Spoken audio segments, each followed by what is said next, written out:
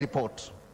We still have legislative issues, policy and administrative issues which I want to ask the House to expedite on these other aspects in the BBI report, so that particular bills that we are supposed to deal with, they are brought to this House and we finalize matters to do with BBI as soon as possible. Thirdly, Mr. Speaker, you know, Mr. Speaker, I have been among the members who have been saying Parliament cannot be a bystander. Parliament cannot be a rubber stamp. But reading through this report and listening to the contribution of the mover and the seconder, I am convinced, Mr. Speaker, that there is no room to amend this bill. There is no room to amend this bill. This bill belongs to the people of Kenya. Our role under Article 257 is to pass it or reject it. And then it will go to the people of Kenya to make a decision. There has been also a concern raised by some people as to whether this bill is properly a popular initiative. Mr. Speaker, if you read through this report, it gives a very good historical background of where we started from. We started with the divisive election of 2017, where we had two leaders who got a cumulative votes of 15 million Kenyans supporting them. Then these two leaders, in their own wisdom, decided to shake hands in the handshake. And that handshake had an agreement signed, a joint communique between the two. That is where we started. So for those of us who are saying that this does not qualify to be a popular initiative, I think they are not with us in this country. Because we have two leaders who are voted for by Kenyans, 15 million votes. Those 15 million votes were people of Kenya. That is where the legitimacy of this bill is coming from. The people of Kenya. So this is a people initiative, and our role is to pass this bill to the people in a referendum, and the Kenyans will make their decision known. Another issue, Mr. Speaker, I want to raise is the issues that we have been hearing in the media. Mr. Speaker, last week we were fed with information that some county assemblies passed bills which were not authentic. Mr. Speaker, if you read this report, it is very clear that the bills that went to the county assemblies and they were passed were authentic, and more than 24 counties passed this bill. And I want to thank the Speaker of the National Assembly for being wise, that the Speaker of the National Assembly constituted a committee that came up with the guidelines for the delivery of the county assembly returns. And those guidelines were gazetted on the 18th of November 2021. And those guidelines captured the possible administrative gaps in this process. And that has been captured in this report. So what we have been hearing in the media about some non-authentic bills being passed by some county assembly, I think that is not true. And that's why I'm asking members, please don't rely on rumors when you come to debate here. Read through the report. Most of the questions that we asked yesterday are fully captured in this report. Mr. Speaker, I also want to talk about the issue of the sovereign powers of the people of Kenya, which is captured under Article 1 of the Constitution of Kenya, which is very clear that all sovereign power belongs to the people of Kenya and shall be exercised only in accordance with this Constitution. Second part of it says that sovereign power will be exercised directly or through democratically elected representative of the people. Third part of it says that this sovereign power is delegated to 3 state organs. That is Parliament, National Executive, and Judiciary. Mr. Speaker, the Constitution under Article 94 gives this House the legislative authority, which is derived from the people of Kenya and vested and exercised by Parliament. Mr. Speaker, since we are not amending this bill, we are passing it as it is. It will not be right for any other individual or any other organ to shoot down the people's initiative. I am saying that because under Article 157, it gives judiciary the powers, just the same way Article 94 gives us the people's power. So we also expect that the judiciary will also do the same and deliver this to the people of Kenya. Because it will be very unfair that Parliament that represents the people of Kenya passes a document without amendment, and then a judge, one person, or a bench of judges shoot down this initiative. It will be unfair, and I'm asking that our judiciary, now that we have a new Chief Justice, please let us not take Kenyans in circles. Let us give Kenyans what they want to have. If I go to the substance of the bill, Mr. Speaker, I wish to comment on Chapter 4, which talks about privacy of citizen personal data. Mr. Speaker, this is a very, very progressive provision because of where the world is going to. It is mandatory for countries under the United Nations to have a legal regime on matters to do with personal data. And as you are aware, the country passed data protection law, and now we have a data protection office.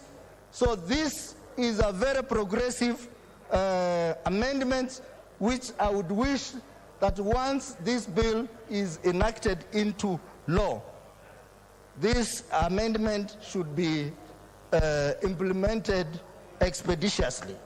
Mr. Speaker, let me also talk about Chapter 6, which talks about the fight against corruption. And it has recommended that corruption cases will be handled expeditiously. Mr. Speaker, we know of corruption cases that have taken even 20 years, like Goldenberg, Anglo Leasing, and others. We want to be clear that such cases should take a maximum of 2 years, and they are concluded, people are made to return money, or they are put in jail. Because corruption is the biggest cancer in this country. And therefore, this provision is very progressive in the fight against corruption in this country. Mr. Speaker, when we talk about Chapter 9, which talks about the office of the Prime Minister, 2 Deputy Prime Ministers, and the ministers being drawn from this House. Mr. Speaker, this is a very progressive amendment because we have all been frustrated because ministers sit outside this House. But now we are going to have a chance where a Prime Minister will sit in this House, we'll ask him questions, and we will also have ministers in this House who are going to be asked questions directly instead of waiting for months, years, for your issues to be dealt with. Mr. Speaker, I also want to talk about Chapter 11, which talks about an increase of shareable revenue from 15% to 35%. Mr. Speaker, this is again very progressive because our county systems, especially for smaller counties like where I come from, Vihiga, they are having challenges on issues of financial management. But with an increase into this amount, we are going to have counties operating almost seamlessly. And this is a very progressive amendment, Mr. Speaker. Talking about constituency, Mr. Speaker, which my colleagues have talked about here, Mr. Speaker, I managed to find out how the constituencies were being allocated. And I was told by one of the experts that they based the formula on population data. Population data to find out how many constituencies can be allocated to a county. And because there was an outcry that the Legale Commission may have given more county to some areas than others, so they were seeking to get a balance of what should have been, a shortfall of what should have been given. But how I thought that we should have used constituency data and not county data, because we have some constituencies which are big, but they are sandwiched with smaller constituencies in a county. For example, Mr. Speaker, where I come from, Vihiga County, we have a constituency called Hamisi constituency with a huge population, but it suffered because of low population of Vihiga County, and therefore it is not considered among the new constituencies to be considered for extra constituency. Mr. Speaker, even after this constitution is passed, IEBC can still have an opportunity maybe in 2024 to create more or rationalize the areas which have been disadvantaged like Hamisi and others. Mr. Speaker, I want to end by saying that this is a very important process, and we are asking our brothers from the Tanga side to support this process, because Honorable Rigathi has talked about this and said he rejecting, but I'm told that the Mount Kenya members of parliament who made a proposal to Ruto asked him for the position of Prime Minister. Where are you going to get that Prime Minister if you don't support this bill? Thank you, Mr. Speaker. I support. We shall now have Honorable Aisha.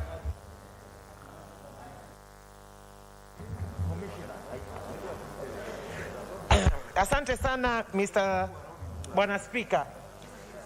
Mheshimiwa Speaker, mimi nimesimama kuipinga kwa dhati hii bili ambayo tunaizungumzia leo.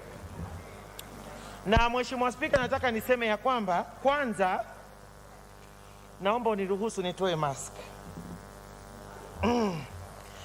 Mheshimiwa, kwanza nataka nianze na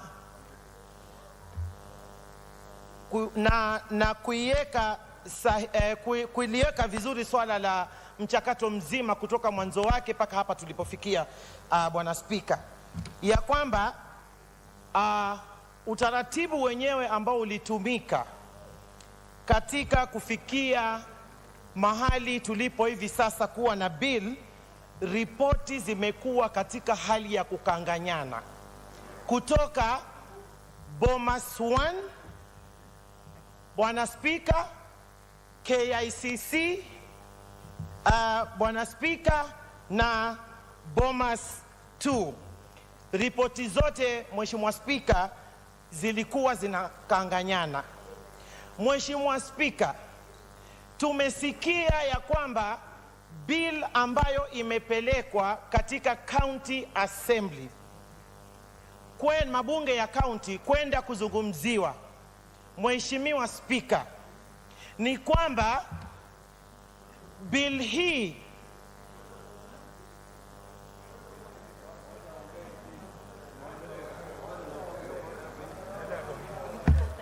Asante.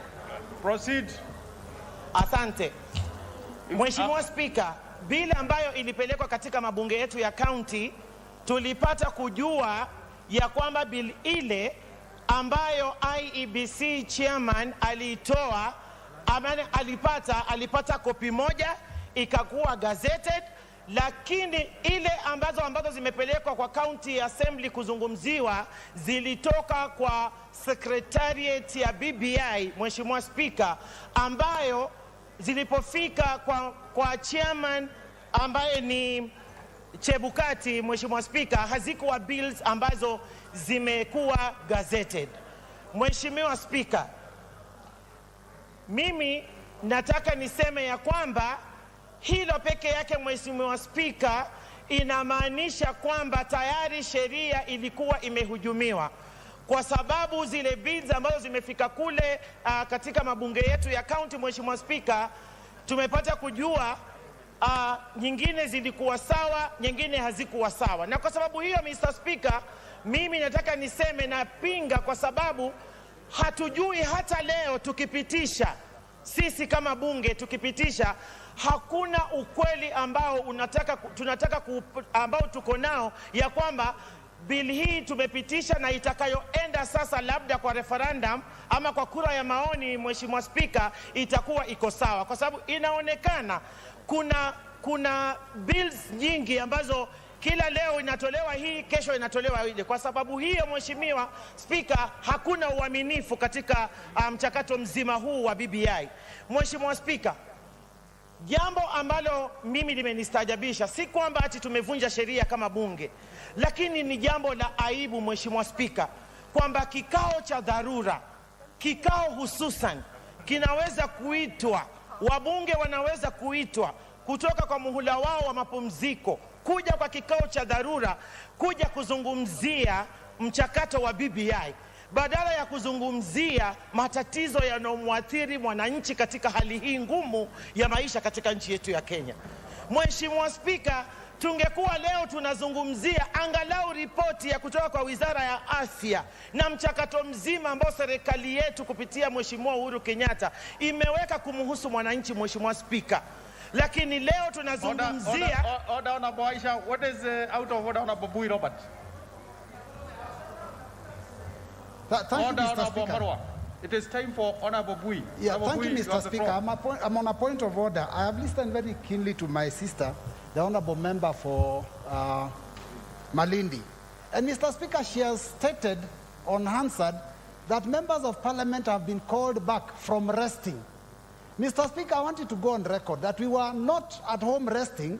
We were actually stopped from being in Parliament because of the COVID-19. So we've come actually here to come and deal with issues of BBI, not because we've come from resting, but because we are closed. We would have actually been in Parliament. So, Mr. Speaker, is she in order? Is she in order to say that we are coming from home, we are supposed to be resting? Order, Honorable Bui. That Honorable Bui. Mheshimiwa Spika, Kiswahili kitukuzwe. Clearly you are giving certain information to Honorable Aisha. It's not a point of order. Honorable Aisha, proceed. Mheshimiwa Spika, Kiswahili kitukuzwe. Tumetoka kwenye mapumziko na tukaitwa hususan kwa kikao maalum. Kwa hivyo hapo hakuna hoja ambayo inatatiza, Mheshimiwa. Na nataka pia labda ningekushauri ukapata kidogo darasa la Kiswahili, manake ni lugha ambayo inaeleweka kikatiba, inatambulika kikatiba. Mheshimiwa Spika, nataka niseme ya kwamba wananchi katika taifa letu la Kenya, Mheshimiwa Spika, ambao sisi wametupa nguvu zao kuweza kuwasemea katika bunge hili. Mheshimiwa Spika, leo wananchi wanaumia na ugonjwa wa corona. Oxygen katika mahospitali zetu hakuna. Mheshimiwa Spika, watu wamechukua loan, wanakufa na depression. Watu wana mizigo mikubwa.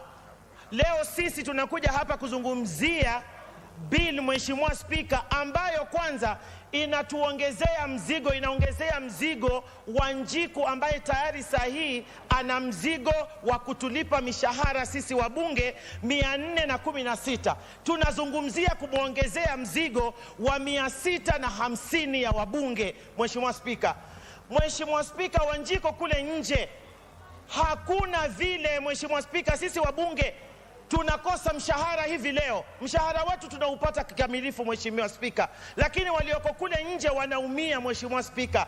Ukiangalia biashara ya utalii, ukiangalia transport industry, Mheshimiwa Spika, ni watu ambao wamefinyiliwa na sekta nyingi za watu ambao wanafanya biashara katika nchi yetu ya Kenya. Ni mikakati gani ambayo sisi kama bunge ama sisi kama taifa kwa niaba ya mwananchi wa chini tumeiweka, Mheshimiwa Spika? Ukiangalia hakuna. Mheshimiwa Spika, mimi nataka kusema hivi. Biblia inasema katika kitabu cha Mathayo 6:33 kwamba tutafute ufalme wa mbinguni na vyote tutaongezewa. Lakini katika taifa la Kenya Tunasikia ya kwamba tutafute BBI na mizigo yote tutaongezewa. Mheshimiwa Spika, tutaongezewa ushuru kwa sababu ya kulipa wabunge 650. Mheshimiwa Spika, tutaongezewa mizigo ya kodi. Mheshimiwa Spika, ni jambo la kusikitisha sana. Tunapokaa hapa, waheshimiwa, na waomba tufikirie mwananchi kwanza. Mheshimiwa Spika, mimi naamini ya kwamba hakuna, Mheshimiwa Spika, aliyesema anahitaji wabunge 650 katika bunge la 13 linalokuja. Mheshimiwa Spika, ndio maana tunasema ripoti hii ama bili hii, Mheshimiwa Spika, ni ya kukataliwa na wananchi kule nje. Nina imani leo wananiona ya kwamba watakapopitisha watakaoumia ni wananchi. Sisi tutakuwa starehe hapa, hata kama tuko 700 watatulipa. Kwa hivyo mimi nataka niseme wananchi kule nje wajipange na wajue ya kwamba huu ni mzigo wao, si mzigo wa wabunge ambao wamekaa starehe ndani ya bunge hili letu la taifa.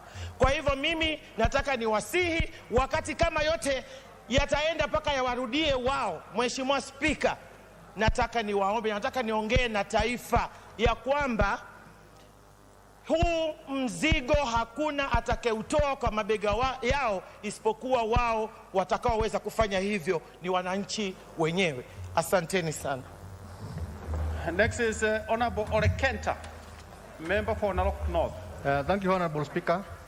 I'm greatly honored to get this opportunity to also contribute to this very historic motion. Honorable Speaker, the history of this country is full of instances and constitutional moments when this country really could have put things right. Honorable Speaker, just before independence, we had the Lancaster House Conference. And that was a conference that divided Kenya down the middle.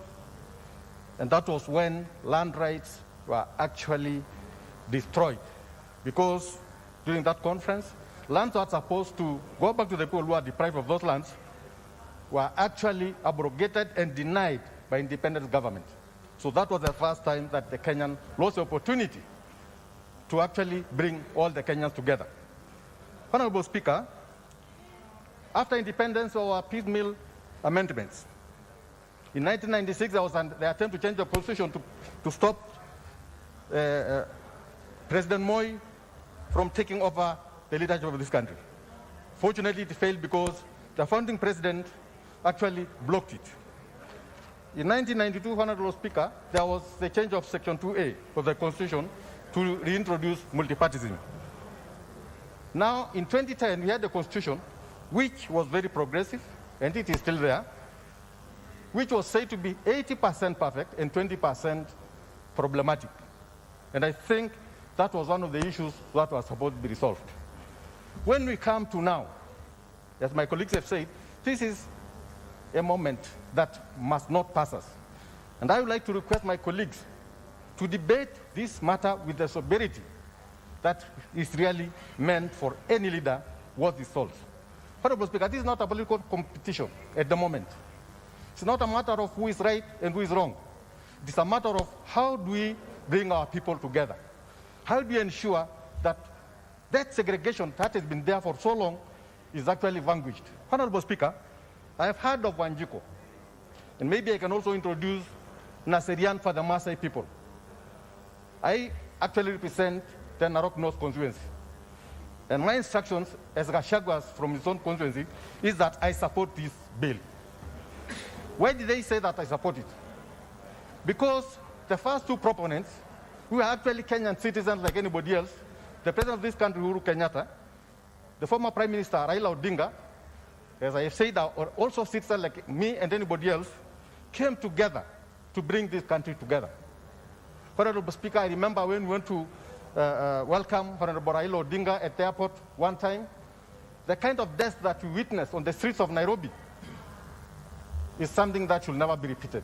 And so when they came together, my people and my community at large actually realized that time for them to stand with these people is now. Why do I say that? These are the two giants of the Kenyan political scene. They are the ones who can actually bring this country together. And when they brought this initiative. And there was public participation. The Kenyan people agreed with them, and several issues were brought to the fore that have been actually polarizing this country. Honorable Speaker, when I hear my colleagues say that there was no consultation, I'm shocked because, as far as I'm concerned, the team that actually initiated this process went all over the country, but unfortunately some of the Kenyan people decided to boycott those hearings. So one cannot boycott a hearing and then come now and say they are not included or they are not consulted. I think that one is not the right thing to do, and I think it's hypocritical. Honorable Speaker, there are many issues, and I would like now to go to the substance of the amendments. One of them is actually the extra 70 constituencies. Narok is getting 3. We are supporting it because the resources will increase, and these resources will assist our people. The only problem is the people of Narok must decide for themselves the boundaries of these constituencies. They must decide for themselves how they want to be governed. Because we have seen a tendency these days that people from elsewhere come and carve for themselves areas to contest at the expense of the local people. And I think the most important thing is that the local people's interest must be taken care of. So if anybody believes that they are a majority at a particular place, they can disenfranchise the people of Narok or anywhere else. I believe then that we are not fostering peace. We are actually trying to create a situation whereby there will be bad blood and eventually the flare-up of clashes, which we have stopped since 2007. So I'd just like to maybe caution that even when you create these constituencies, let it be for the people, for the ordinary and the local people, not necessarily for other people. Because when you look at these constituencies, Narok, for example, has 3. Some counties have 6. Yet the same counties with 6 want to come and take part of those. For example, if you have 3 in Narok, you want to take 1 or 2, then where are the local people left? If you go to Kajiado, there are 3. The local people are denied those 3. How do you do it? You go to Eldoret, you do the same thing. Then how do you foster peace as far as that one is concerned? So I support, but it must be an initiative of the local people. Honorable Speaker, we have seen that now there is an opportunity for the marginalized people, the disabled,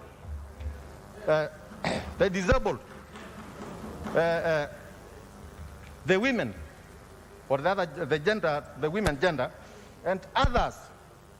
The Maasai, for example, who have been marginalized since independence, have a chance now to also play a bigger role as far as the issues affecting this country politically, economically, and socially. They now have a chance to actually also participate. So I believe if we can actually ensure, when it comes to employment, that each community, as long as somebody is qualified, gets an opportunity to serve the country, then I think there will be no reason for any misunderstanding. Because let us be honest. There is something that destroys a country.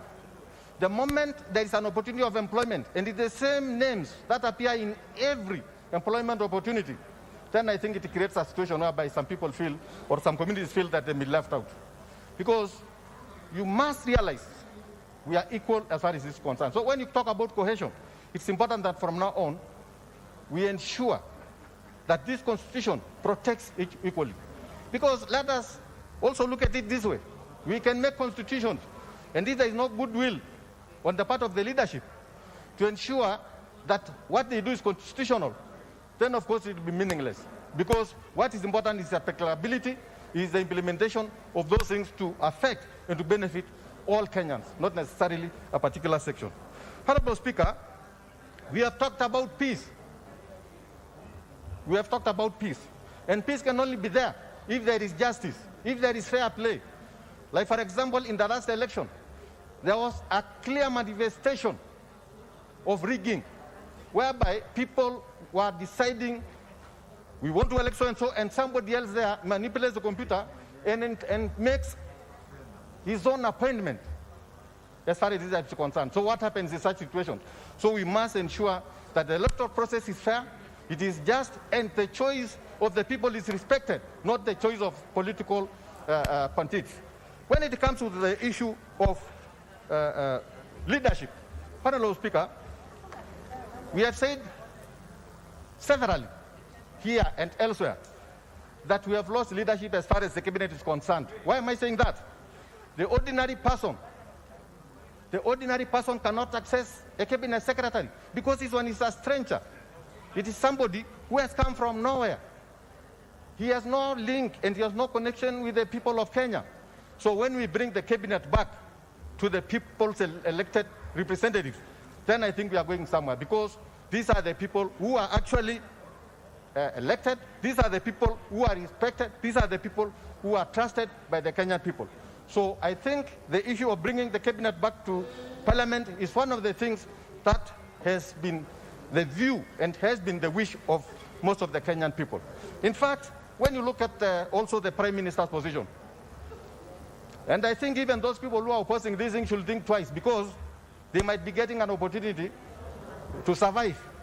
Because when you look at the leader of opposition, that person is going to be number 3 in parliament. So I believe, because there will be, of course, winners and losers, I believe it's important that we embrace it so that those who lose will be able at least to survive as leader of opposition. In any case, when you talk about the Prime Minister, you talk about 2 deputy Prime Ministers, we are not actually overburdening the Kenyan people. We are actually lessening the burden, because it will be a concentrated government, whereby you'll be a parliamentarian and at the same time a minister. So you are not going to have a cabinet secretary outside and then you have an MP in parliament. So I think it's actually a reduction of the cost. And it will also expand the opportunities for many Kenyans. Because if, for example, the president is from Central or from Rift Valley or from elsewhere, then of course the people of the coast will get an opportunity to either have a prime minister or a deputy prime minister or something like that. So you will realize that there is a bigger pool to tap from. And this one will actually bring satisfaction to the people. Honorable Speaker, there is the issue of counties. We always say that we have brought services, or you have taken services closer to the people. I know with good management, the kind of resources we are now taking back to the counties will ensure that the resources in this country actually reach the electorate down there. The wards are actually the axis of development. It's a political axis of any county, and MCAs have actually been delegated to the periphery by governors. So when we give them a certain amount of money, 35% ward allocation, then of course now they'll be able to do something. When we take 35% of the resources to the counties, then definitely that one will also create a wider development scope, and I think it's going to be of benefit to the people of Kenya. We have also talked about the issue of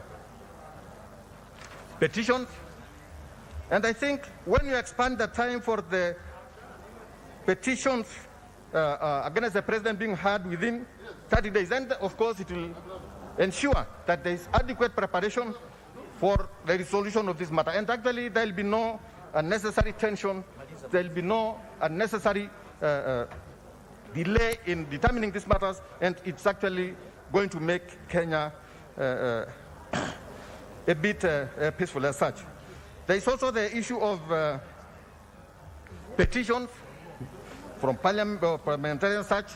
In fact, when you drag, for example, elect a member of parliament through the processes from the High Court to the Court of Appeal to the Supreme Court, you are destroying that person financially and even politically. So I think the fact that we are going to have this matter finalized at the Court of Appeal really means that it will save a lot of resources and time to determine these matters.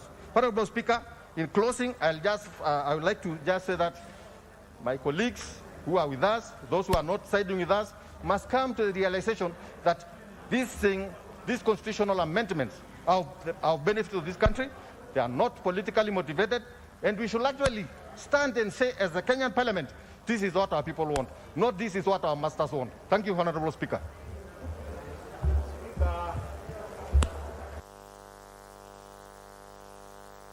Member for Kitui Central. Yeah, thank you, Honorable Speaker, for this opportunity. Honorable Speaker, I want also to make my contribution to this important bill, the Constitution of Kenya Amendment Bill 2020. And as part of my opening remarks, Honorable Speaker, I want to start by thanking the committee, the joint committee, which looked at this bill and did a very detailed report. Honorable Speaker, I must confess I've looked at this report and I can actually say it's a good report. It provides a lot of information which will help in adding value to this important bill. Honorable Speaker, this bill is not perfect. I want to start by saying that. It has some very progressive proposals, but at the same time, Honorable Speaker, I think there are areas which to me, as a member of parliament for Kitui Central, and as somebody coming from Kitui County, I would say I'm not happy with.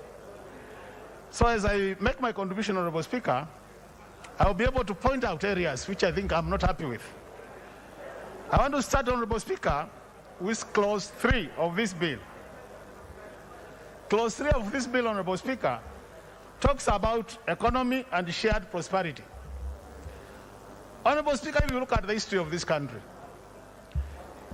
and try to analyze why some Kenyans say they don't belong to this country, is because of what I would call inequitable distribution of national resources. And to me, Honorable Speaker, this is one of the things which have meant a number of Kenyans feel like being marginalized. When you look at Clause 3, the issue of economy and shared prosperity, Honorable Speaker, to me this is very progressive. Honorable Speaker, I want to state in this House that the county where I come from, Kitui County, we have been having a Class B road which has remained untarmacked since independence. It is only this year, Honorable Speaker, now that this road has been done.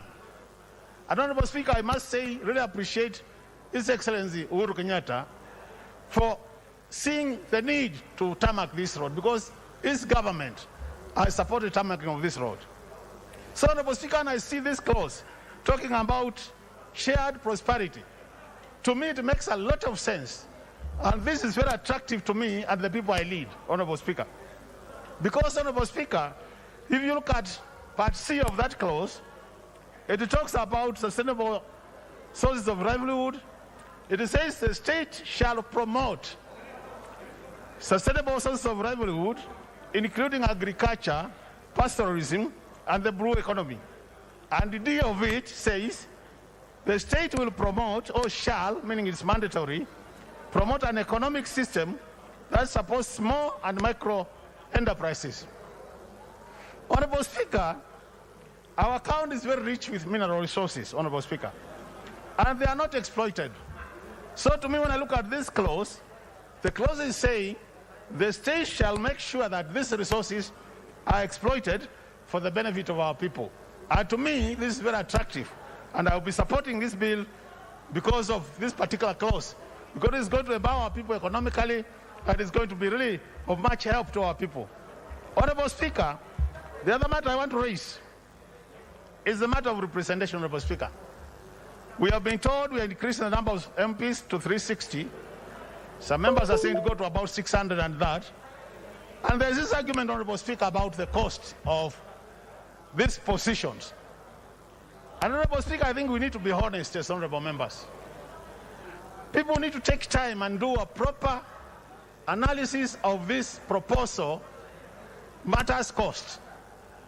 Because, Honorable Speaker, from where I sit and where I stand, Honorable Speaker, when you analyze the cost implication of these additional positions, Honorable Speaker, there are high chances that actually the country will be saving money. And this can be proved through analysis of data, Honorable Speaker. Because we are saying We are now bringing ministers to this house and assistant ministers to this house, Honorable Speaker. And the truth of the matter is this will be members of parliament. So they will only get additional allowance possibly when they become ministers. And we'll be doing away with the 22 CSs who are earning full salary, Honorable Speaker. We'll be doing away with 42 chief administrative secretaries who are earning salaries. And if you do that mathematics quickly, Honorable Speaker, there are high chances that actually you'll be saving. And I've taken time to look at this salary. And I must say, Honorable Speaker, at the end of the day, Honorable Speaker, the issue of cost to me should really not be a major issue. Because when you look at the total budget, Honorable Speaker, this parliament, at the end of the day, hardly takes more than 1.5% of the total budget. So, looking at that, Honorable Speaker, to me, I think the issue of cost doesn't make sense to me much. And thus I want to tie that, Honorable Speaker, with the issue of corruption. The Auditor General, Honorable Speaker, every year informs this House that we lose about a third of our budget, which is about $1 trillion, Honorable Speaker, to misapplication, misdirection, and corruption issues, Honorable Speaker. And if we were to sort out the issues of corruption, Honorable Speaker, even the 10 billion we're talking about, the referendum, Honorable Speaker, will be a drop in the sea. Because, Honorable Speaker, much more money is being spent or misused through corruption as compared to what we are likely to use to take care of this document. And all said and done, Honorable Speaker, we are talking about promoting peace and unity of this country. I don't see us achieving that, Honorable Speaker, by having Kenyans having no sense of belonging, that we belong to this country, because the more we remain divided, Honorable Speaker, as a country, the more we are likely to continue losing resources. Because after every election, there will be chaos, we will waste time, we will have no business, people will not do their work, and as a result of that, we will also be losing resources, Honorable Speaker.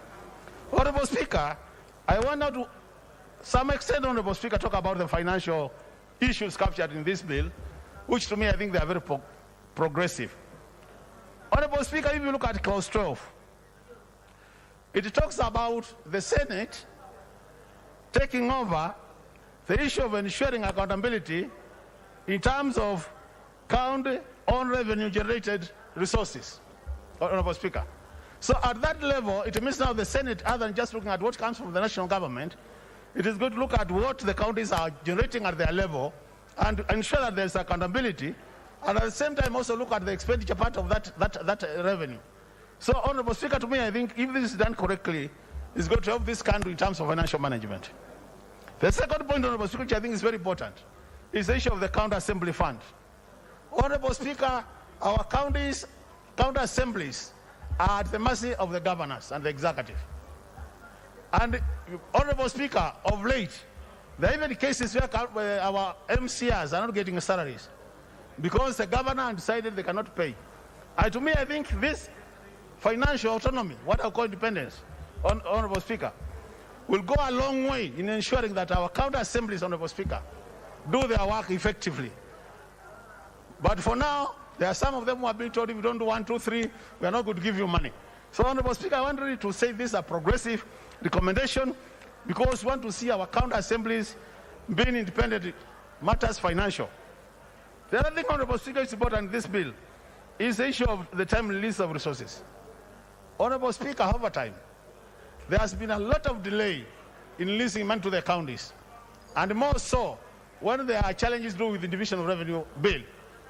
If we don't pass the DORA in time, there has always been a delay. This bill is proposing, Honorable Speaker, that now, once we pass this bill, counties will have to get their money, whether this House has passed DORA or not. What are they proposing? They are proposing, if there is a delay in passing DORA, then counties should be able to be given money on the basis of 50% of what was allocated in the previous year. And to me, I think this sorts the issue of the delay. The other thing is happening, Honorable Speaker, I think is important, is also the issue of the CARA. They are saying where the county revenue allocation bill is late, Honorable Speaker, they are saying then the counties will also be able to access 50% based on what they approved the previous year. And this also does allow the counties to prepare their budgets on the basis of not DORA, but their budget on the basis of all what they have as local needs. And I think to me this is very important, Honorable Speaker. So this is something which to me is also progressive. The other point, Honorable Speaker, is the issue of the 15% or that 5% increase for county allocation. Resources going to the county. Honorable Speaker, the truth of the matter is, when we say 15%, anything additional is at the discretion of whoever is ruling. When we say minimum of that 5, it means there's no discretion. So whoever comes in, and we don't care who will come in, that 5% of that money will have to go to the counties. And for some of us who come from counties where we have been in opposition for a long time, Honorable Speaker, I think this is very critical. We want to get our share, and let us now deal with our local issues in terms of who is the governor, whether the governor is misappropriating resources or not. But the fact that the money will flow to the county, irrespective of whether you are voted for the ruling party or not, to me that is a positive for this country. And I think I really want to urge people to support this. Because, Honorable Speaker, we don't know who is going to be in the opposition today and who is going to be in the government tomorrow. Today you are in the government, tomorrow you are likely to be in the opposition. So let's support this because it's ensured that at least that 5% of the resources find their way to the counties, Honorable Speaker. The other point, Honorable Speaker, is the World Development Fund. To me, Honorable Speaker, the World Development Fund is very important. Very, very important. Because I am MCs who never see eye to eye with the governors. And as a result of that, they have been actually marginalized, those particular wards. So with this proposal, Honorable Speaker, we are now very sure that every ward in every county will be able to access some minimum resources to do development in the ward. And this is also applicable to CDF. Honorable Speaker, we have so many cases against CDF. And these cases have been in court. People claiming CDF is not constitutional. Now that we are pushing CDF to be part of the Constitution, that is now Clause 52, Honorable Speaker, of this bill, by the fact that we pass this Clause 52, then nobody will go to court claiming CDF is not constitutional. And to me, Mr. Speaker, I still believe, as a Kenyan, CDF still remains the most effective fund in terms of ensuring that Kenyans get value for money for all the development projects and programs. And I would really want to wish members support this so that CDF becomes part of our constitution and it continues helping us, our people. Honorable Speaker, let me talk about the issue of the politics around this bill. The issue of the gender equality, where we have been told, Honorable Speaker, there will be additional slots for people, the 7 slots take care of the gender issues. But one worrying thing, Honorable Speaker, and which I don't agree with as a person, is this statement which talks about equality of the vote, which means, Honorable Speaker, the focus here now is all on population. But the Constitution is very clear, Honorable Speaker, that even as you create constituencies, there are other factors which must be considered. Area of what we call geographical area, and even other factors which are in the Constitution. So when you only talk about equality of the vote, Honorable Speaker, to me, I think we have been unfair to areas like where I come from, where we are not very many in terms of numbers, but we have very huge tracts of land, which cannot be ignored. Because, Honorable Speaker, if you are going to deliver development in such an area, you require more resources in terms of logistics and all that. The other thing, Honorable Speaker, and this is what I don't agree is, Honorable Speaker, personally, I don't agree with this Schedule 2. I've looked at it. I've analyzed, Honorable Speaker, and I've looked at it statistically. Honorable Speaker, I must confirm that there is no scientific method which has been used to come up with this schedule. Kitui County has 1.35 population, people in terms of population. We didn't get even a single constituency. And Honorable Speaker, we are saying we want to pass this, but it should be the work of IBC to do delimitation so that it is done in a scientific manner without ignoring any part. The other one I want to say is even Kitui County is very big. We have always been demanding for an additional county, and we continue demanding for an additional county because we think for our people to get services effectively, we will need that county. So as I conclude, Honorable Speaker, I want to say that there are good things, but there are also bad things in this bill. The issue is trying to check whether it's 80% bad or 20% good. Depending on that, we'll be telling our people to vote for the bill, but we'll be insisting that whatever we think is bad is also addressed at the right time, so that our people also benefit, Honorable Speaker. So with those many remarks, Honorable Speaker, because I can see time is becoming an issue, I want to say, Honorable Speaker. Very well. Honorable Mwashako, member for Udanyi.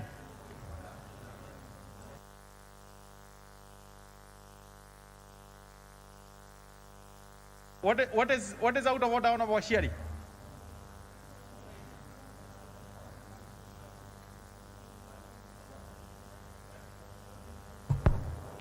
Thank you, Honorable Speaker. Honorable Speaker, you may.